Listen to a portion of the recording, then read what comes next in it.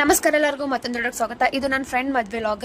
ಹಿಂದಿನ ದಿವಸ ಸ್ವಲ್ಪ ಕೆಲಸ ಇತ್ತು, ಅದಕ್ಕೆ ಸ್ವಲ್ಪ ಹೊರಗೆ ಹೋಗಿದ್ವಿ. ಆಕೆ ಗಾಡಿ ಹೊಡಕ್ಕೆ ಬರತ್ತಿರ್ಲಿಲ್ಲ, ಅಂಜ್ಕೋತನ ಆಕಿಗೆ ಕಾಡಿಸ್ಕೊತನ ಹೊಂಟಿದ್ವಿ. ಆಮೇಲೆ ಅವ್ನು ಚಸ್ಮಾ ಇಸ್ಕೊಂಡಿದ್ದಕ್ಕೆ ಅವ್ನ ರಿಯಾಕ್ಷನ್ ನೋಡ್ರಿ ಹೆಂಗಿತ್ತು.